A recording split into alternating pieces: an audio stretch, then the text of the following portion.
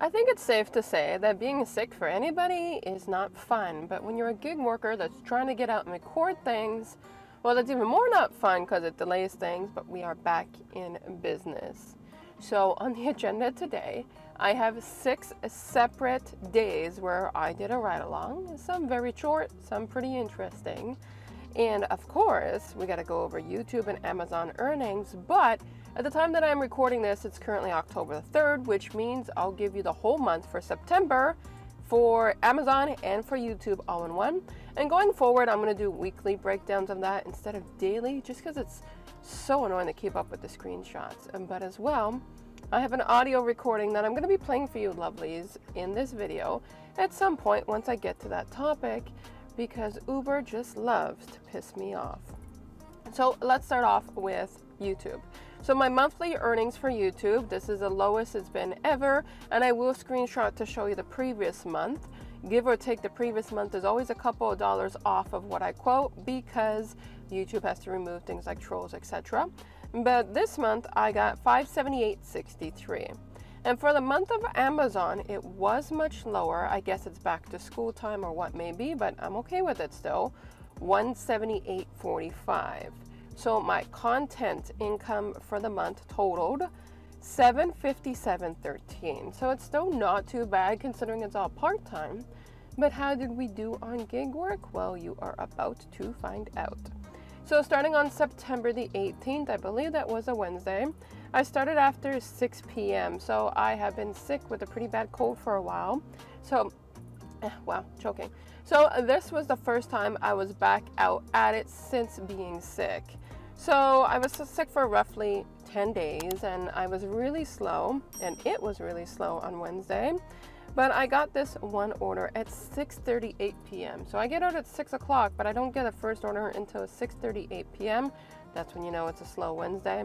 Came in for $7.50 for 18 minutes, 4.7 kilometers for deli kebab with the drop off in Brossard. Now, you lovelies know me. I don't like to go for these orders, but in particular, when it's a slow day, I'll stoop for the lower offer, so I did accept it.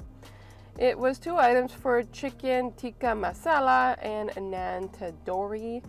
And I tried staying out longer, but it was already after 7:30 p.m. with nothing left to grab, so I call it early because I was still getting over that cold. So that's it for that one day, $7.50. It is a good thing that I have other resources of income, because otherwise, yeah, that's just horrible. But on to the next one. The next one was the very next day. So September the 19th, I got out roughly at 6 p.m. and I got this one order that I truly hesitated on getting. And once you see the results, you tell me, was it worth it? Would you have accepted this order? And so this one was for $16.78 for 36 minutes, 13.1 kilometers. So definitely farther on the kilometers, but here's the reason why in just a moment. So it's way more farther than I wanted, but for 36 minutes for the total of $16.78, that's not too shabby whatsoever. And I did accept it because I decided to do one thing. So I don't know if anybody else has the same tactic that I do. You get an offer, you're not sure if you're going to keep it, so you grab the offer and you check inside the order. This is where I felt that I hit the jackpot, and I did.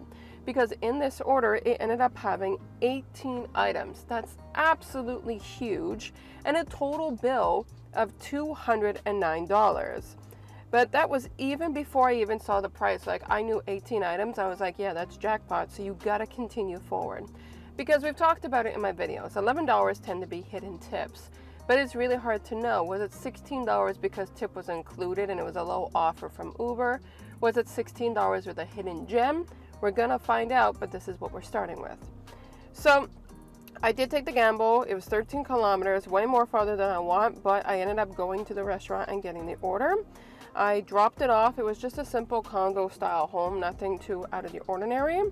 But then on the way back, so I don't know if you lovelies also do the same thing. I don't like just drive back to my destination. I like to pick up to bring, and that's what I did.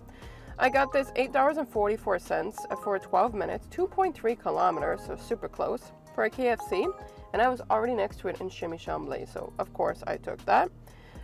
It was just a simple 3-piece box meal with the s'mores brownie. It was an in and out order, and it was a meet at the door, and the woman did ask me if the drink was in the bag. I told her everything was stapled shut, as we all know, but she would have to verify it. And I told her that if anything was missing, she could get a partial refund from Uber, at least for the drink, so she was okay with that. And I do believe the drink was in the bag, but after the tip did come in, I went from $8.44 to $8.23. So if they did provide her a partial refund, that does indicate to me that the few difference for the soda was taken off the tip because it was a percentage-based tip. And I'm not going to complain about that. It happens. There's errors all the time. We did talk about it in advance, so it is what it is.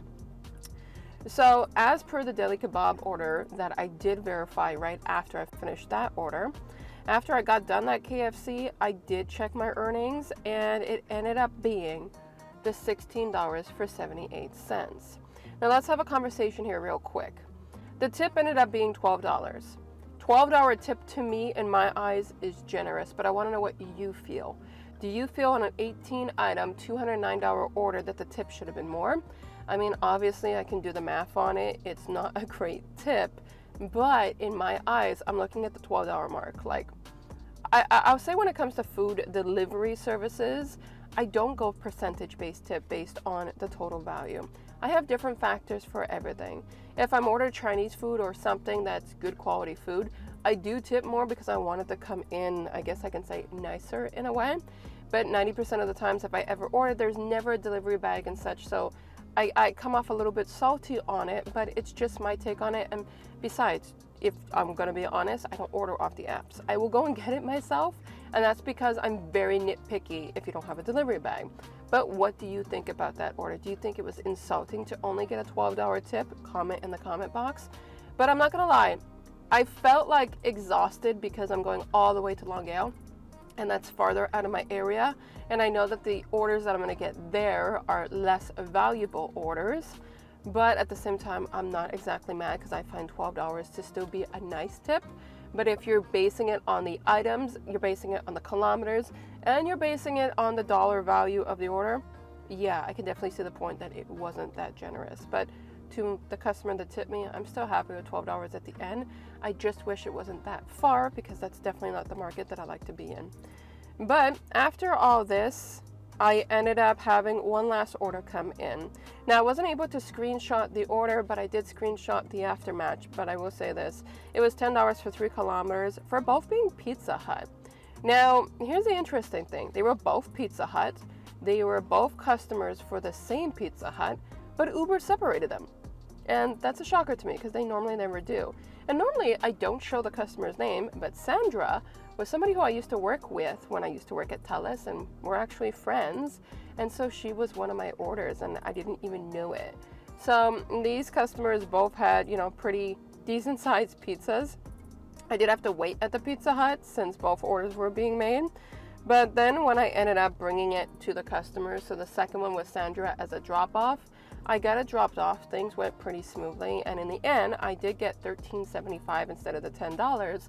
But what was nice is to close my evening seeing somebody who I know, and somebody who's genuine and just a caring person. So I don't think Sandra follows my channel, but if she does, it was awesome seeing you.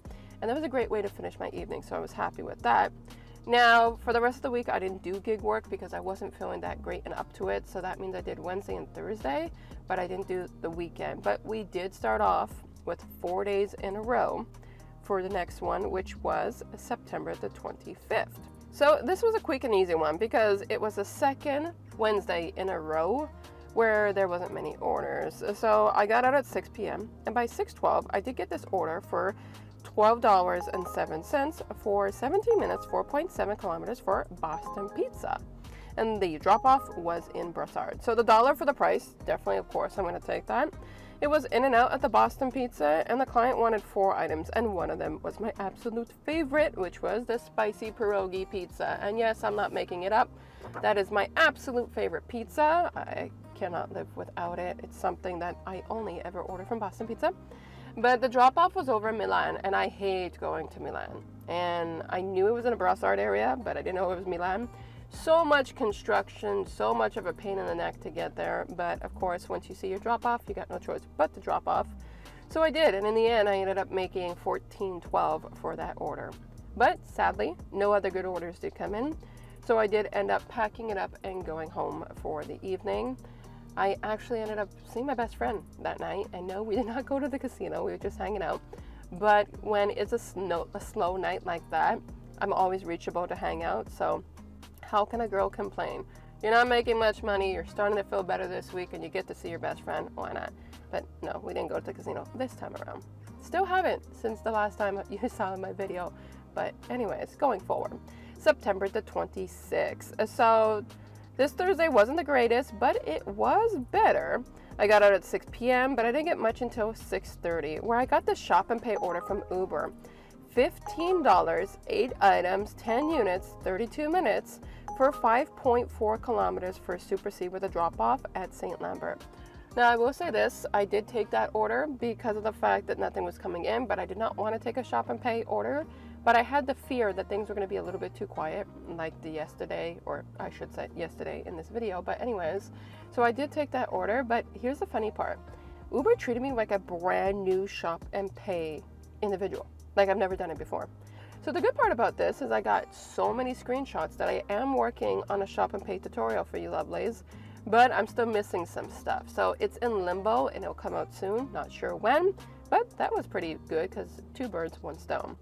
Now, as per the shop and pay order, it was a pretty simple order. Many things consisted of dairies such as cheese strings, which I mean, not having a lactose issue, everyone loves that.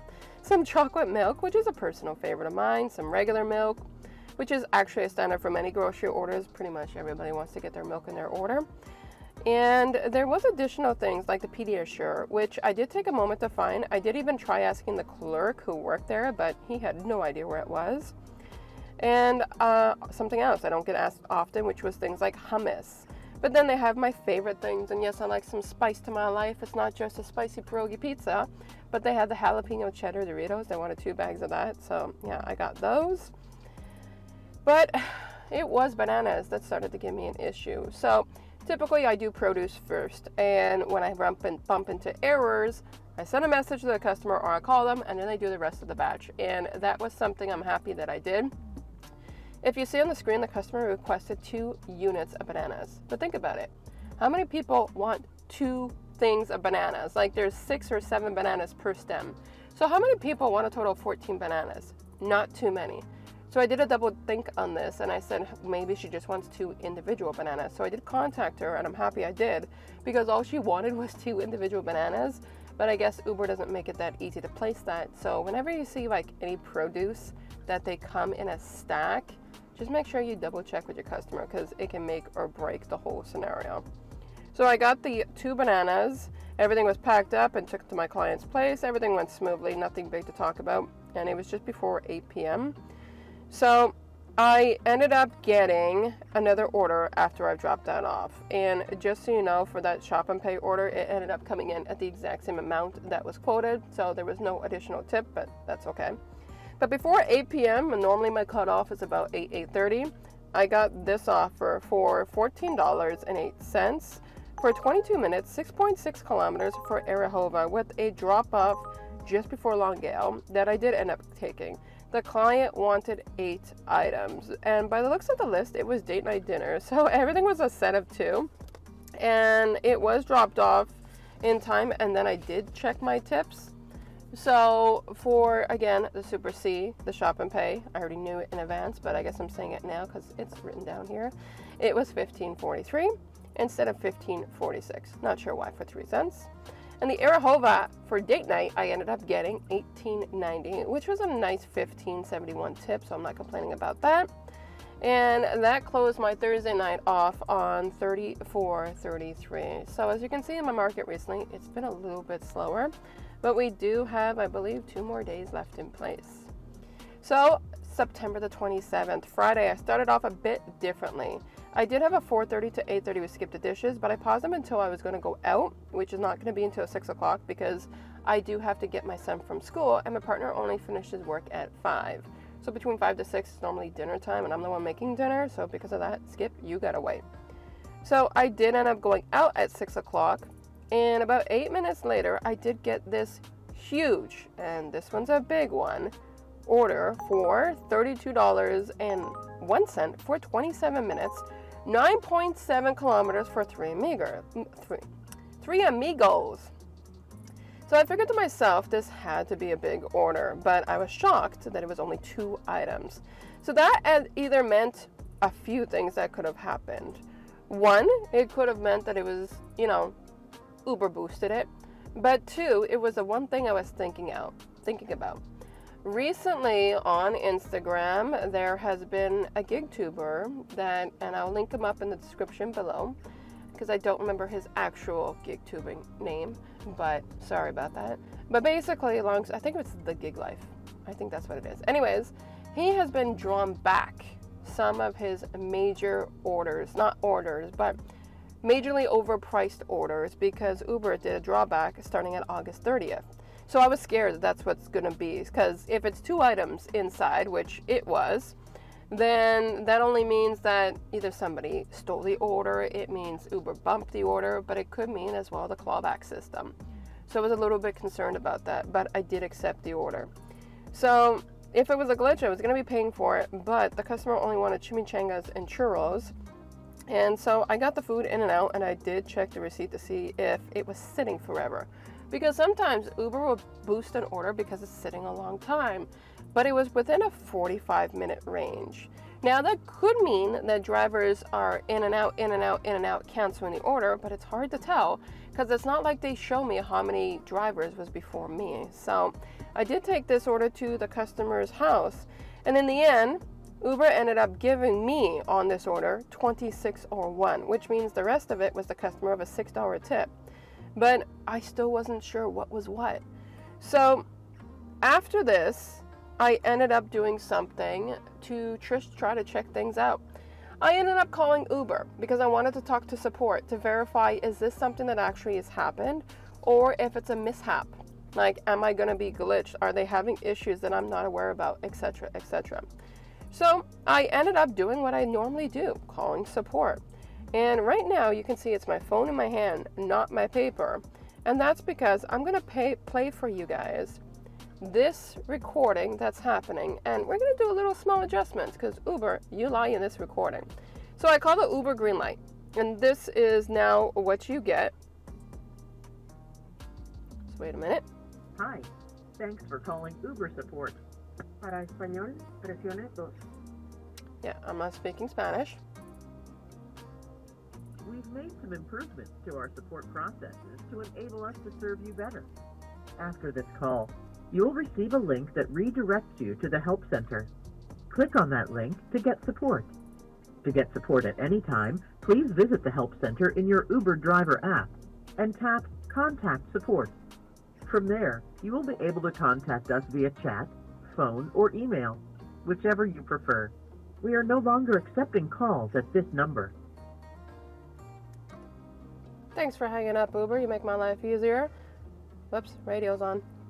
So they end up saying that they no longer take calls, but they say that you can get chat, calling, or whatever type of support. It's bullshit. You can't. I'm going to do screenshots as I go along here. We're going to go delivery, trips, and fares.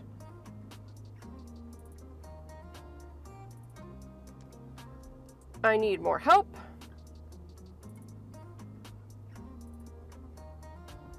Wow. So they still offer it now. But here's the thing.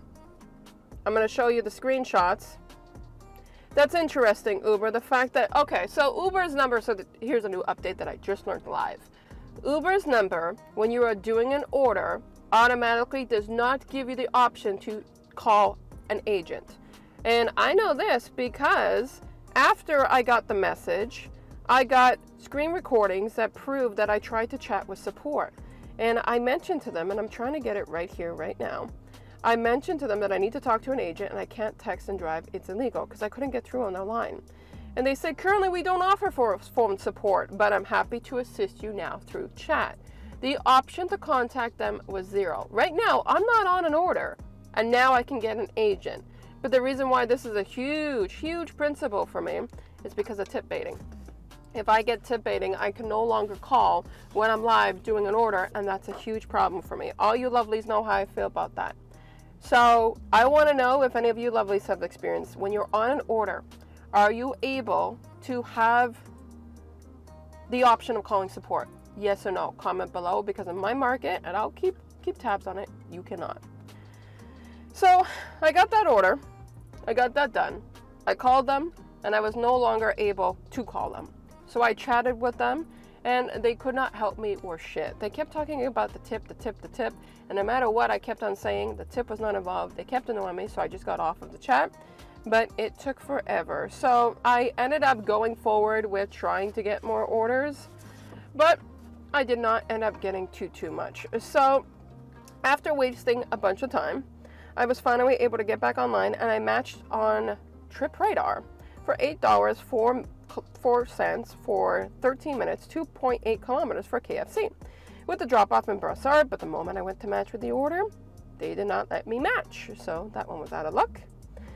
Then my only last hope was this $12.05 for 19 minutes, 4.9 kilometers for Mike's with a drop-off in Griffith Park for 2 items, so of course I'm going to accept that. And it ended up being just simple pizza and linguine. Now picking it up was smooth, but dropping it off, this was one of my worst drop-offs that I ended up going through. So the customer lived in an apartment complex, and you got the one, and then you got the two next to it. Long story short, I dropped it off at the wrong place. Now, the only reason why I got this resolved is I knocked on the door, but I waited for a moment because I heard somebody English inside. So she comes out and she's like, "Whoops." I'm like, "Whoops." She's like, "Yeah, I never ordered anything." I'm like, "Oh." I'm like, "You sure?" She says, "Yeah." And she says, "I don't want you to get in trouble. That's why I'm currently telling you that right now." So I took the food, put it back in my delivery bag, and a moment later, because I did take the picture at the door, I got the call from the customer, and she told me I was at the wrong building. So luckily, it was a smooth save, and she did continue with her tip. I never got tip baited, but I ended up making for that evening $44.06, even though I ended up having such a crappy interaction with Uber. Wasted so much time on that chat, my God. I hope that when I go back to doing orders tonight that I can call. Last one is September the 28th. So sadly, I accidentally lost all my dash cam footage. So instead of making you sit around and watch me reading a piece of paper, let's just jump to the end about what I earned, and I will try to do better for next time. I did finish my week on the lower side, $145 for that entire week. And we got the content for the entire month, but between Uber, Amazon, and Uber this last month of September, I didn't make the amount that I wanted to. I got sick and such, but that stuff did happen. But at least I was able to go out and make some income out of it all. At least I'm back into the groove currently right now. Today's Thursday. I got caught up the last couple of days, so I haven't gone out to do deliveries, but I am tonight, tomorrow, and the day after. But yeah, a little bit less than I wanted, but still some income. And yeah, we got some more informational videos that are going to be coming out, so stay tuned for them. And I'll catch you lovelies in the next video.